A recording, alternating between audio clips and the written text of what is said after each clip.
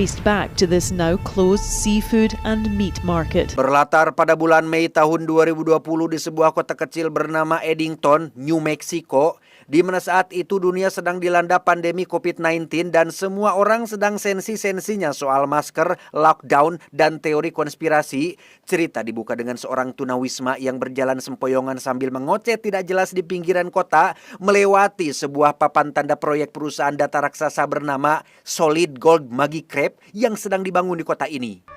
And I know who set him here. Show my will to all you to smile with the pride of... Dan kisah akan berfokus pada seorang sheriff bernama Joe Cross. Ini orangnya, seorang penegak hukum yang secara terbuka menolak aturan wajib masker dengan alasan dia menderita asma. Padahal wali kota Ted Garcia sudah menerapkan kebijakan karantina wilayah dan wajib masker di seluruh kota, sehingga hubungan keduanya bisa dibilang seperti Tom and Jerry versi pejabat.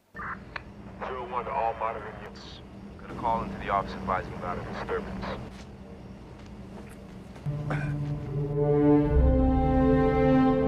Ketegangan keduanya terlihat jelas ketika Joe dipanggil untuk menangani si tunawisma yang sedang membuat keributan di sebuah bar tepat saat ada Ted alias Bapak Wali Kota kebetulan sedang mengadakan rapat di sana. Saat Joe mencoba menangani si tunawisma, terjadi perkelahian singkat dan si tunawisma batuk tepat di wajah Joe. Di masa pandemi, batuk di muka orang itu levelnya sudah setara dengan ultimate skill. Dan sialnya lagi, insiden ini direkam oleh putra Ted yang bernama Eric bersama temannya Brian, dua bocah yang nantinya akan punya peran besar dalam kekacauan di kota ini. Get your little Instagram? Yeah, I got my little Instagram. Kehidupan pribadi Joe juga tidak kalah ruwet. Dia tinggal bersama istrinya Lois, seorang wanita pendiam yang punya luka batin masa lalu, dan ibu mertuanya bernama Dawn. Beliau merupakan seorang penganut teori konspirasi garis keras yang hobinya meremehkan Joe dan menjejali rumah dengan teori-teori aneh dari internet. I don't like it either. She took my workspace.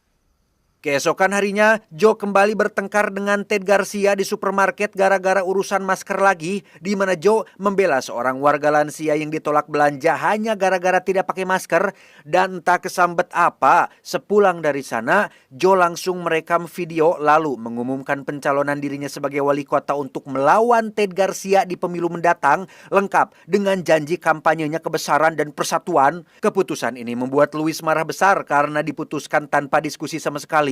Sehingga untuk menebusnya, Joe berjanji akan memasak makan malam spesial untuk mereka berdua.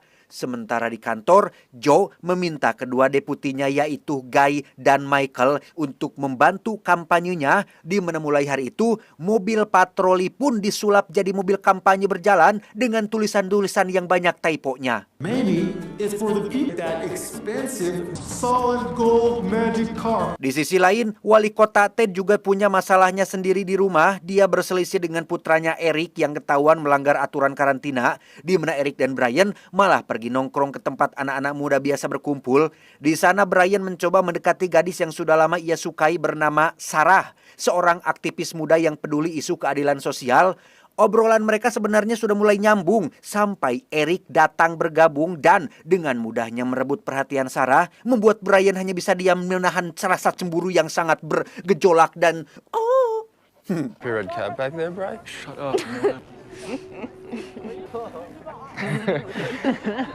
Malamnya, Joe menepati janjinya memasak makan malam untuk Louis, tapi yang ditunggu tidak kunjung pulang sampai masakannya keburu dingin. Saat akhirnya pulang, ibu mertua dan Louis justru membawa tamu yaitu seorang pemimpin kultus karismatik bernama Vernon beserta dua pengikutnya. Vernon ini merupakan tipe orang yang bicaranya lembut, berwajah teduh, gayanya seperti motivator, tapi isi omongannya soal ingat masa lalu yang katanya berhasil disembuhkan, dipulihkan. Sebuah cerita yang langsung membuat Joe curiga karena terlalu mengada-ngada. Masalahnya, cerita Vernon tentang masa lalunya yang penuh pelecehan itu justru memicu Louis menceritakan kembali trauma lama pribadinya, sebuah luka yang berhubungan dengan ayahnya sendiri, orang yang ironisnya sampai sekarang masih sangat dihormati oleh Dawn ibunya. Jadi bisa dibayangkan betapa tidak sehatnya isi rumah ini, suami istri yang sudah tidak nyambung, ibu mertua yang sibuk dengan konspirasi, dan sekarang ditambah pemimpin kultus yang mulai masuk pelan-pelan ke kepala Louis. Yes, it is hard to believe. Sejak malam itu, Joe mulai menaruh curiga besar pada Vernon, apalagi